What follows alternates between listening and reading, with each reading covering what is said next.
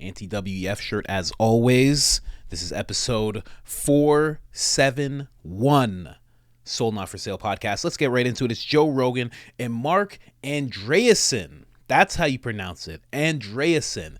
This guy is a very eccentric billionaire who's willing to speak about freedom of speech and willing to say the things that most people in his position are not willing to say. In this episode, Joe and him are talking about government overreach, but even more so, Marc actually touches on the siren song that everyone should be aware of, that when they hear it, they should know that something is afoot when it comes to the people in power. I've talked about this many times. Joe's talked about this. I'm sure you've talked about this. I'm sure you have friends that have talked about this. We all know when something is going on, when our freedoms are being saved and our safety is at stake. But let's go into this episode and let Marc actually talk about it, because he's saying it in a much more impactful way. Before that, I have to bring you to IamCoachColin.com. IamCoachColin.com, where you can get the latest line. It is the certified pure blood shirt. I can't even read what is on this shirt, not because I can't see it, but because we're on YouTube. But just know this is a certificate for anyone who survived the largest psychological experiment known to our generation and even a few generations past. Again, this is IamCoachColin.com. We don't only have the certified pure blood line, which is t-shirts for men and women, tank tops for men and women, and hoodies. We also have America's Sold Not For Sale. We also have Sold Not For Sale, just the black and the white. We have the anti-WEF shirt, which I am wearing, and we have the Great Resist line as well. Again, that is IamCoachColin.com. And if you want 10% off of anything you see in this store, big purchase, small purchase, anything, just put in the discount code IamCoachColin. That's all capital letters. It's all one word. One L in the Colin gets you 10% off. And if you're someone who's purchased anything off of our site already, thank you, thank you, thank you. You are much appreciated. Now let's get into the clip. Let's go. And there's a lot of money involved in that. When you're seeing this play out and you're looking at likely scenarios, and like how does this resolve? How do we come out of this? I think it's a big. I think it's a big collective. It's a fight. Like this is one of those where it's like, what do we want, right? And the we here is like all of society, right? And if we decide that we want the system to keep working the way that it's working, we're going to keep electing the same kinds of people who have the same policies. Do you think most people are even aware of all these issues, though? No, I mean certainly not, and that's a big. There's always an asymmetry, right, between the people who are doing things and the people who aren't aware. But like again, it's like, what do we want? Are people going to care about this or not? If they are, then they're going to at some point demand action. It's a so-called collective action problem, right? People have to come together in large numbers. But will it be too late? This is the question. Like, imagine a scenario where Elon never buys Twitter, and Twitter just continues its practices and even accelerates them. Yeah. And that's my concern. And again, this goes back to my concern about the AI lockdown, right? Which is like all of the concerns on AI are being basically used to put in place. I think what they're going to try to do to AI for speech and thought control is like 1,000 times more dangerous than what's happened on social media, right? Because it's going to be your kids, right. Asking the AI, what do what are the facts on this, and it's just going to like flat out lie to them for political reasons, right? Which it does today, and like that to me is like far more dangerous. And that's what's happening already, and the desire is very clear, I think, on the part of a lot of people to have that be a fully legal, blessed, thing that, basically gets put in place and never changes. Well, you're completely making sense, especially when you think about what they've done with social media, and not even speculation, just the Twitter files. It's so clear, and it's. Well, this is the ring of power thing, right? It's like everybody's in favor of free speech in theory. It's like, well, if I can win an election without it, I've got the ring of power, right? And the American system was set up so that people don't have the ring of power. Like the whole point of like the balance of terror between the three branches of government and the existence of the Supreme Court and the due process protections in the Constitution. It was all to prevent government officials from being able to do things like this with impunity. Yeah. So, but the founding fathers saw the threat. It's actually remarkable how clearly the founding fathers saw the threat, given that they were doing all of this before, any modern, before electricity. It is pretty amazing. But they saw the threat. Yeah. They had a pretty profound understanding of human nature and applied to power. Yeah, they did. Yeah. Yeah. This is it's such an uneasy time because you see how all these forces that are at work and how it could play out, how it is playing out with social media, how it could play out with AI, and electing leaders that are going to see things correctly. I haven't seen anybody discussing this, especially not discussing this the way you're discussing it. Well, and when the speech is made, right, to justify whatever the controls are, it's going to be made in our name, right? So the speech is not going to be, we're going to do this to you. The speech is, we're doing this to protect you. Right. Right. So that's the siren song. Yeah. Right. And that's already started. If you look at the public statements coming out of DC already, that is the thrust of it. Because of course that's how they're gonna couch it. How are they framing it? How is it protecting us? Well, we need to protect people from dangerous this and that. We need to protect people from hate speech. We need to protect people from misinformation. And it's the same. It's the same arguments it's essentially the same. It's effectively the same arguments you've seen in social media for the last decade. I just don't know how we publicly turn that narrative around because there's so many people that have adopted it like a mantra. Yeah. They just say that mantra and they just think that they're doing the right thing. Hate speech, disinformation, misinformation. Let them take care of it. They're doing the right thing. Mm-hmm. So here's the white pill. Here's the reason for optimism. So Gallup has been surveying American citizens' trust in institutions for 50 years. A lot of people think all this stuff started with the internet, and it turns out it didn't. It turns out there's been a collapse of faith on the part of American citizens in their institutions since I was born, around the early 70s. It's basically been a straight line down on almost every major institution, right? And so, I'll talk about government newspapers in a second, but basically any religion, you go kind of right down the list, police, big business.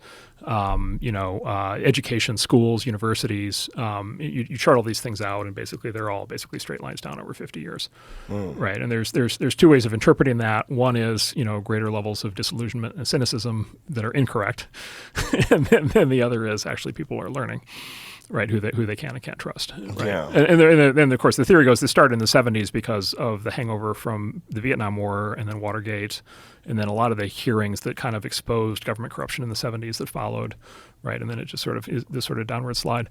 The military is the big exception. The military took a huge hit after Vietnam, and then actually it's the one that has recovered sharply. And there's a cultural change that's happened where we as Americans have decided that we can have faith in the military even if we don't agree with the missions that they're sent on. So that's the exception. But everything else is sort of down into the right. The two that are the lowest and have had the biggest drops are Congress and journalism, right? And so the population they poll 10-15% in the population. Wow! And so most people are not looking at these things like, oh yeah, these people are right about most people are looking at these things being that's screwed up. Now, people have to decide what to do with that, right? Because what you see is faith in Congress pulls at 10%, but faith in your local congressperson pulls at 90%. Right, which is why incumbents keep getting congressional incumbents almost always get reelected, right? And you'll have these congressmen who are in there for 20 terms, right, 40 years, right? And so at some point people have to decide they have to carry it over, right? It's not internally consistent, right? And you're not going to get the change that you want from Congress unless a lot more people all of a sudden change their mind about the incumbents that they keep reelecting. But anyway, the reason for optimism in there is I think most people are off the train. Right, already, right, and quite frankly, I think that explains a lot of what's happened in politics in the U.S. over the last 10 years. Whether people support or don't support the kind of the various forms of populism on the left or the right. I think it's the citizenry reaching out for a better answer than just more of the same, and more of the same being the same elites in charge forever, telling us the same things that we know aren't true. Well, that is one of the beautiful things about social media, and the beautiful things about things like YouTube, where people can constantly discuss these things. Yep. And have these to an extent we can discuss these things. And believe you me, as a creator, I said a word at the beginning of a video. It wasn't a swear word. It wasn't a bad word at all. And my video got limited. So you can discuss things a little bit. And even on Twitter, I've been noticing some people getting censored, shadow banned, accounts getting suspended out of nowhere. So there's a little bit of discussion, but more so to what Marc was saying. Marc is talking about some real stuff.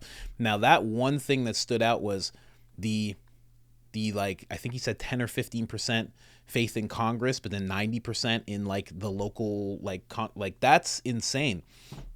And I think what needs to happen there is, and I'm not calling anybody to do anything, but if people started seeing what they don't like in Congress, in higher government, and started going to your local government and listing it off, like get together and be like, who liked XYZ? None of us did? Okay.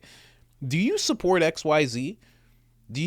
Have you done anything about this? Are you aligning yourself with people who are like this? And even if you like them, if they are, they're done. You don't elect them, and you let them know, hey, maybe if you change your tune on these 3 topics, these 4 things, maybe we'll have more faith in you.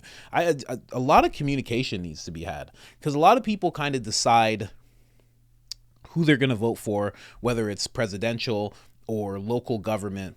They kind of just do it by themselves. Few people even do it as a family. They kind of just sit back and they go, yeah, I think I'll go for that guy. And they don't really look at it. They just get a feel for him. They don't really look into him. They don't really research him, check if he's a part of the World Economic Forum, all that good stuff. They don't do any of that stuff. They just kind of get a feel from watching him. It's dangerous to do it like that. You should come together as a community and like have conversations. I think that would be so beneficial. You times that method by hundreds of thousands, and I think you'd see the whole local government would shift, upper levels would get affected, and who knows, maybe you and we the people could actually affect Congress in a big way. Because you can't affect them by yelling at them, but you can affect them by, having certain people removed. Yeah, it's the same way, the same thing. Bud Light was, see, it's so perfect. Bud Light did, like, what happened with Bud Light is exactly what could happen in government. If everyone just decided, so many people came together on that the company lost like $30 billion, right? If so many people could just come together the same way for government, you'd be able to pull out whoever you didn't want in office easy. It would be no problem. But for some reason, people don't view it as the same thing. There's not as much emotion tied to Dylan Mulvaney getting presented with a 6-pack of cans with his face on it as there is congressmen and local government who can actually decide what happens to you during a pandemic. Or, you know what I mean? Like, I don't know. It's an odd thing. But I love the way this guy's talking about it. I'm telling you, it's a great episode. It's not all about freedom of speech, but there's a huge chunk. I want to say like an hour of it. That is. It's almost half the episode. We're talking about government and how it should be approached and what's going on with people. And I think he's right. I think a lot of people are waking up, because he said off the train.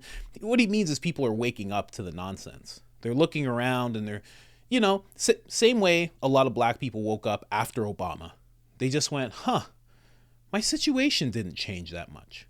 Like, I had fun yelling and seeing him on the screen, but my situation didn't change all that much after, he got elected and he left. They started waking up to that. I think there's more and more people who are distrusting of what they see in the mainstream media. And again, that's only because you can see it. You can see we're so much more like this than we are sitting in front of the TV like this. So much more looking into the feeds of social media than we are looking into the feed of mainstream media. It's just so much more like this. So we're seeing it here, and we're getting raw, personal people filming things. We're getting a bunch of independent journalists, and then all of a sudden you go to the mainstream media and you're like, this is completely different. And then, if you're lucky enough, you'll actually hear a full story from like someone who's an independent journalist, and then you only hear a quarter of it from the mainstream media, and then you go, oh, they're leaving some stuff out. They are. And I think a lot of people are starting to experience that. Rogan talks about it time and time again. CNN, when they did the whole thing to his face, a lot of people follow Rogan on Instagram. They saw his face and what it really looked like. And then they saw CNN and he looked like a zombie, and they're like, What happened there? A lot of people woke up to it, and then he started talking about it, and it's been like an avalanche ever since. And I think it's been going on even before that. Who really believes, like, anytime, if I see Rachel Maddow, Anderson Cooper, Don Lemon before he was unemployed, when I see those people, I'm like, they're not going to say a real thing right now. It's the same thing like when you see Biden or like Trudeau on a screen. Like, you know, you're not hearing a real thing. You're just hearing something that's very doctored. It wasn't written by them. It's going to push a certain narrative. There's going to be no truth to it. It's not going to be their actual words or thoughts. You know right away. I think a lot of people are waking up to that. And it's an interesting world. It's an interesting world. A lot of people are going to their favorite podcasts for their news because there's a trust level there, you know? Now, I've said it before, mainstream media, a lot of them are just like speaker boxes for the elite. They're like megaphones for the elite. It's like someone just picks up a CNN reporter and just works them like a sock puppet, and they say, everything's fine, everyone. And that's a funny image. Just taking Anderson Cooper, and you're just like, So today, everyone, just so you know, they are racist. They're misogynistic. Then they take their hand out. I gotta wash my hand off now. And then he just sits there. He sits there for the next elite hand to just go up there, and yeah, you get the picture. But let me know what you think in the comments. What do you think? Are you trusting of mainstream media? I already know the answer, but you know, someone out there might surprise me. And what do you think of this Marc guy? I think, like Rogan even said it in this clip, not many people are talking about these issues the way he's talking about it.